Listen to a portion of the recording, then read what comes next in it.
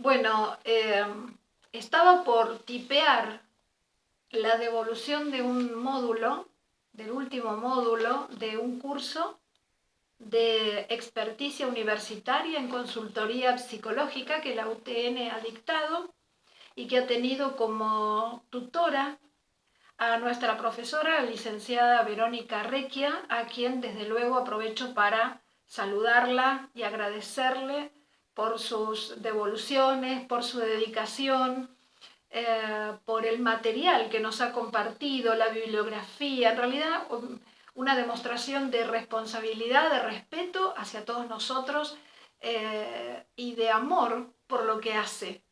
Así es que eso en primer lugar, muchísimas gracias y bueno, me ha venido bien el aporte que ha hecho uno de nuestros compañeros, Leonardo, proponiendo la idea de hacer esta devolución, de alguna manera mostrarnos al resto del grupo a través de algún pequeño video.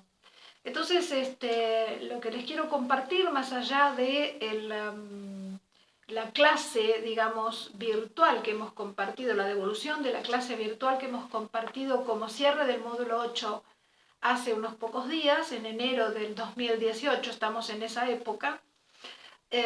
Más allá de eso decía, quiero puntualizar algunas cuestiones que quizá también sumen a esta interacción. La primera es que mes a mes, módulo a módulo, hubo una enorme, una increíble coincidencia entre los temas que íbamos abordando y las situaciones personales que iba atravesando. He compartido parte de estas experiencias en las actividades, en los trabajos prácticos que semana a semana hemos ido cumplimentando. Independientemente de eso, lo quiero ratificar porque no ha sido un hecho menor. De pronto encontrarme en inadaptarme y adaptarme, adaptarme e inadaptarme a diferentes circunstancias que la vida me ha ido planteando, como ocurre con todos, desde luego. Estoy haciendo una observación autorreferencial. Entonces, he tenido que atravesar algunas experiencias puntuales en estos últimos 8 meses y esas experiencias han tenido relación directa con los temas que se iban planteando. Entonces, por eso me pareció y me sigue pareciendo muy impactante no solamente el alcance del curso y la aplicación práctica que le podamos dar cada uno de nosotros según las áreas en las que nos desenvolvemos día a día, sino también por lo que ha significado a esta que les habla como persona, ¿sí? Ya que de eso se trató y se trata este curso que tiene que ver con el planteo de Carl Rogers respecto de la construcción de la persona en esa psicología humanista que se fue desarrollando después de la Segunda Guerra Mundial y que nos convocó inicialmente en este curso, que luego se abrió puertas en diferentes áreas y en diferentes temas para nuestra suerte y beneficio. Este video, como va a estar subido en mi canal de YouTube, intenta no solo ser una devolución para este curso de la UTN, sino también un aporte para todos aquellos que desde el 2012 vienen leyendo o compartiendo el material que les voy acercando, que tiene que ver estrictamente con reflexiones vinculadas a las propias experiencias. La falta de conocimiento de nosotros sobre nosotros es lo que hace que en la sociedad demos lo que no tenemos. Entonces intentamos mediante una pancarta promover una paz que no tenemos en nuestro interior. Por eso fallan los resultados de esos pedidos, sencillamente porque los peticionantes carecen de paz. Para pedir paz hay que ser paz. Entonces cuando uno lo es, eso es lo que va a transmitir. Como soy una aprendiz de todo esto, es que no puedo dar lo que no tengo y voy haciendo lo que puedo con mi día a día, con lo que voy aprendiendo. Bueno, volviendo a este curso y con temas que nos van a servir a todos, la experticia tiene como interés principal, digamos, aportar información a este orientador experto en consultoría psicológica que va a conformar una dupla entre su consultante o cliente y él mismo. Esa dupla que nosotros hemos observado como esta cuestión del coequiper, porque hay un intercambio de roles en ese liderazgo que ninguno se atribuye como propietario.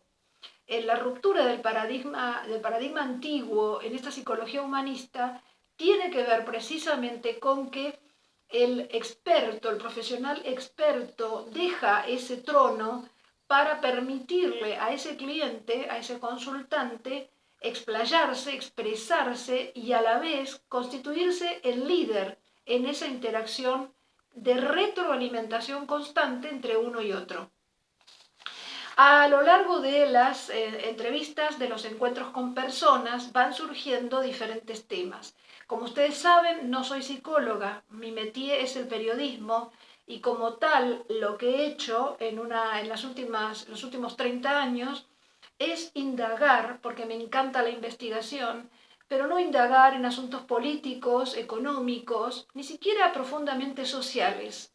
He indagado en algunos temas que hacen a mi propio interés, me doy el lujo de investigar lo que quiero, en el sentido estricto de la palabra, investigar, indagar, dudar, ir más allá de aquello que a mí no me conforma, ¿en qué?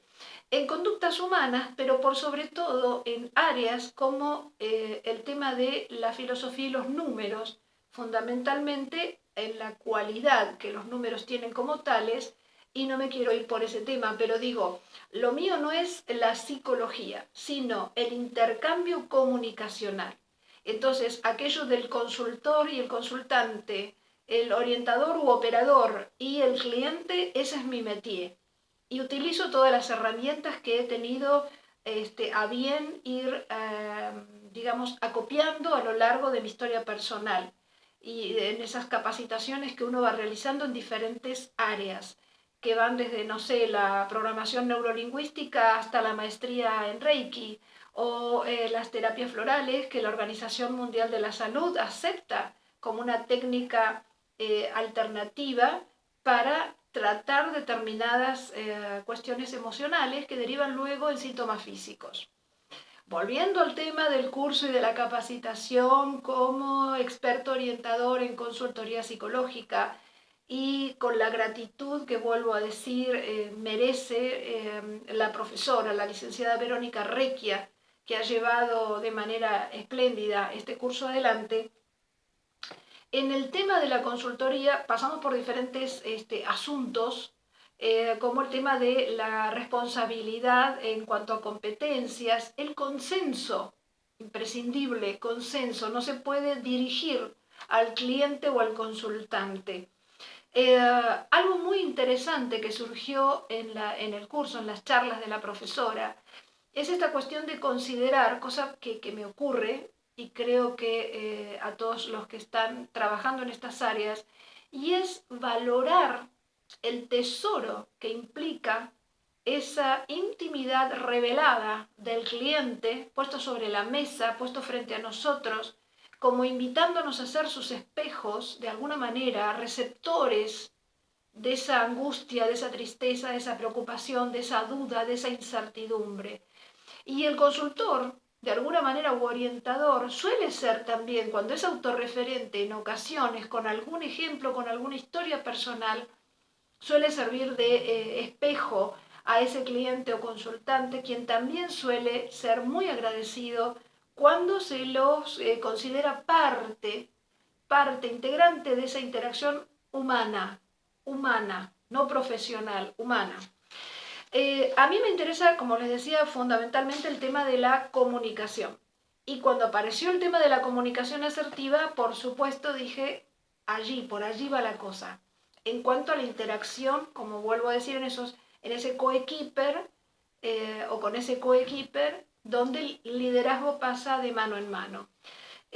La comunicación es lo que a mi entender ha fallado en la especie humana, en esta, como dice la profesora, animalidad humana, la comunicación. La falta de una comunicación efectiva, de una comunicación franca, de una comunicación constructiva, ha derivado en esta suerte de malversación del logos. Entonces tenemos unas comunicaciones imperfectas y no solo eso, la ignorancia nuestra es tal, que carecemos ya de memoria, digo en general, respecto del significado de la comunicación, que no es transmitir, sino transformar. Habrán visto esos videos de Emoto con respecto a la influencia del sonido sobre el agua.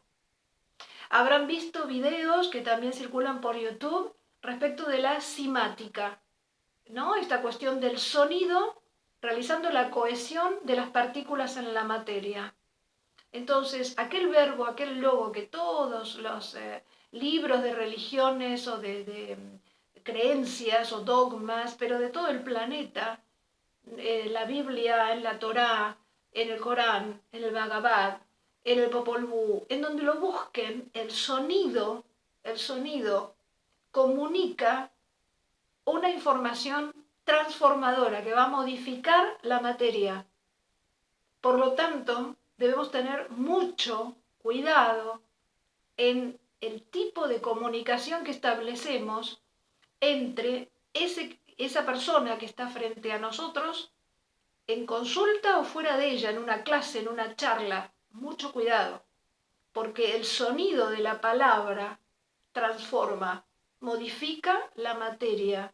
Nuestro cerebro es materia, nuestro cuerpo es materia, nuestros sueños, nuestros proyectos, nuestras metas se hacen materia a partir de un pensamiento, de una idea.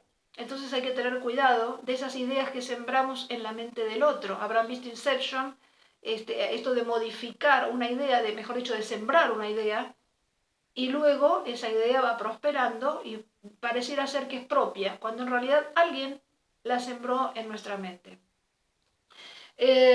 Pasamos en el curso por, obviamente, el tema de las emociones, de las percepciones, y yo les decía que entre el curso y mi vida personal ha habido una gran coincidencia, y cada tema tocaba el timbre a la puerta de un evento de esa semana.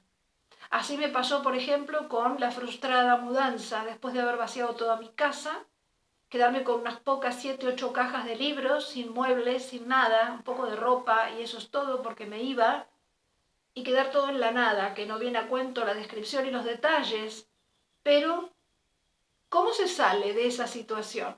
¿No? Es decir, entonces lo que digo, lo que sostengo según mi propia práctica, es que negar esa percepción, esa sensación, esa emoción es necio. Quedarse en ella es comodidad.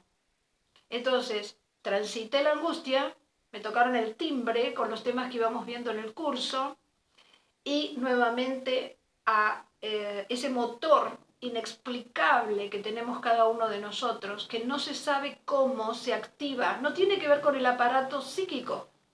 Ese motor que dice, bueno, ya está arriba, es inexplicable. Va más allá de la lógica, de la razón y de la psicología. Y es ese motor, ese locus interno, el que me dijo, adelante. Y cada semana tenía un evento, parecía como exprofeso. Tuve 8 meses álgidos, de muchas experiencias, de muchas cuestiones. Ya casi terminando el curso, el 11 de enero estaba trabajando sobre una de las últimas unidades y tras haber sacado una fotito, hacía muchísimo calor, a mi gata y a la perrita, a Tao, coloqué eso como estado en WhatsApp. Ahora se estila eso, o sea, ni siquiera los estados perduran, ¿no? Cada 24 horas otro estado, otro estado. Parte de esta locura ansiosa en la que vivimos. Y había puesto una foto donde decía algo así como tranquilidad, serenidad. Y a las pocas horas murió Tao, después de 14 años de participar de mi vida y de haber compartido juntas tantas cosas. El dolor fue tremendo, porque no es un animalito como algunos pueden llamar, ¿no es cierto? Es un par con el que hemos compartido muchísimas cosas. Entonces he pasado por emociones, por percepciones distorsionadas, especular con que, no sé, un hijo me dijo esto porque, una nuera me habló de esta manera porque, una amiga, un vecino. Y en realidad todo tiene que ver con la falta de paz interior. porque cuando hay paz interior, el exterior no puede hacer ningún ruido. También publiqué algo de eso. Había hecho un pequeño barquito de papel, un día de esos de angustia, un barquito de papel, y entonces lo publiqué en Instagram con un pequeño mensaje aludiendo, porque lo puse en agua, lo vi flotar ahí en el jardín, le saqué una foto, aludiendo a que sí, el viento lleva el objeto hacia cualquier parte y el barco va a ir según el viento lo lleve. Pero si hay un timonel, el barco va a tener una dirección y por mucho que el viento arrecie sobre el barco, el timonel le dará la guía. Y nosotros somos timoneles de nuestro propio barco. Y muchas veces, la mayoría de las veces, nos olvidamos de eso. Y la sociedad de consumo, y los vecinos, y los amigos, y los hijos y demás, nos llevan a su voluntad. Bueno, correr lleva a la ansiedad, una ansiedad que comienza a transformarse en angustia, una angustia que se hace depresión y una depresión que tiene muchísimas manifestaciones. Se dice enfermedad silenciosa, yo creo que ya es muy ruidosa. Ya no es una enfermedad silenciosa porque en las farmacias hay estadísticas, los médicos tienen estadísticas, la Organización Mundial de la Salud comienza a tener estadísticas, ya no es tan silenciosa. Ya no es tan difícil darse cuenta, tan siquiera por el rostro, la expresión del rostro, lo que come o deja de comer, si una persona está o no depresiva. Se puede llegar a percibir. Sí, claro, es silenciosa cierta decisión terminal que algunas veces algunas personas en estados de depresión extrema toman esas decisiones por falta de, podríamos decir, de inteligencia emocional suficientemente arraigada, de un locus interno fuerte para evitar determinadas decisiones. En mi familia, mis dos abuelos, paterno y materno, se suicidaron. Entonces, entiendo del tema y no por nada, no considero que sea casual que muchas veces esos entrevistados que tenemos nos hacen referencia a temas que resuenan en nuestro programa, en nuestro árbol genealógico, y vienen con temas también de familiares o de ellos mismos, con intentos de suicidio o depresiones profundas que por supuesto derivo a profesionales matriculados en el tema, porque lo mío, como dije, es una interacción que tiene que ver con la comunicación, basada en las herramientas, como dije, que he ido copiando. Resumo esto y digo, porque le puse como título a este video de las promesas al locus interno, ¿no? Es decir, las promesas, esas que hace, como decía, la religión, los políticos, los economistas, porque el miedo ancestral a morir impone búsquedas de paliativos. Los paliativos son de efecto placebo. Se pueden comprar todo lo que existe en los supermercados, pueden comprar la última tecnología, comerse todo lo rico que puede haber en un restaurante, tener muchos amores, practicar la infidelidad o no, conseguir mucho dinero, pero de todas maneras, la muerte biológica, al menos, para respetar toda creencia, también va a tocar un día el timbre de cada quien y ahí se terminó esta historia. Entonces, ese miedo, a sabiendas de que eso va a ocurrir, hace que los humanos salgamos corriendo en busca de paliativos para estar distraídos y no conectados con la autorreferencia, con la búsqueda del mundo interno, con la autoobservación. Entonces, hemos visto unos puntos centrales en todo este curso, además de lo que significa la formación de la persona, la conformación de esa persona, cómo se va haciendo. Lo primero, el observador es lo observado. Si el observador es lo observado, de alguna manera alguna vez se dijo de Buda esa frase de que cuando Buda abría los ojos, el mundo aparecía ante él, y cuando él cerraba sus ojos, el mundo desaparecía. Y eso se tomó como un dogma religioso, como un mensaje religioso, y no tiene nada que ver con ello. Es una realidad que nos compete a todos. Hay un mundo que existe cuando lo vemos porque lo hemos pensado. A lo mejor no vemos físicamente, pero lo oímos, lo olemos, lo tocamos. Ese mundo que percibimos lo hemos creado conforme a nuestras memorias, nuestras ideas y nuestros pensamientos. Entonces, si lo observado es el observador y viceversa, podemos crear un mundo, una realidad completamente diferente, menos frustrante y menos de huida de la realidad de nuestra animalidad humana. Reitero que para mí es importantísimo el tema de la comunicación y ratifico el valor de la comunicación asertiva como único lazo de conexión efectivo en una interacción entre consultor y consultante. Por supuesto, un punto que se tocó en el curso es hacerse amigo de uno mismo. Desde ya, cuando uno se lleva bien con uno mismo, lo que uno encuentra es paz. Cuando uno tiene esa paz, lo que encuentra es felicidad. Y allí es donde comprueba. La felicidad no es una meta. La felicidad es cada instante del camino. También hemos visto cuestiones relacionadas con el amor. Yo siempre digo que el amor, como no cotiza en bolsa, no se trabaja mucho al respecto. Y no me refiero al amor de las telenovelas, al amor romántico, lo cual por supuesto está perfecto, ¿no? Forma parte de nosotros. Pero me refiero al amor como esa energía sanadora, energía transformada y transformadora, a ese amor. La autoestima como un motor. La autoestima que está hecha de ese amor a nosotros, porque conocerse a sí mismo es amarse a sí mismo. ¿Quién va a mover ese barquito que tenía hace un rato? Se sentó la gata arriba permitime Gati, de mi barquito. ¿Quién va a mover este barco si el que lo conduce, si el timonel no está de acuerdo? Solo una tempestad, y ese imponderable también tiene en nuestro locus interno respuesta. Y por último, esta cuestión de escuchar a ese motor, es decir, dejarnos recorrer los estados no tan óptimos, a sabiendas de que ese motor interno, ese locus interno, tarde o temprano va a decir, vamos, vamos, arriba, arriba, que hay que seguir, hay que cambiar esta sintonía, esta frecuencia, y hay que conectar no con la angustia, no con la depresión, no con la frustración ni el fracaso, sino con el que se puede. No de una manera tonta, superficial, real, se puede, se puede. Entonces, a partir de autoconocerse, decía, uno puede dar lo que se tiene. Por lo tanto, la valoración de ese locus interno, la observación de ese locus interno, que tiene que ver con la autoestima, que tiene que ver con ser el timonel del propio barco, o el conductor del propio vehículo, es aquel que va a hacer que crucemos de la orilla del país de las promesas que a ningún sitio conducen, que nos haga cruzar ese locus interno a la orilla de lo real y verdaderamente posible.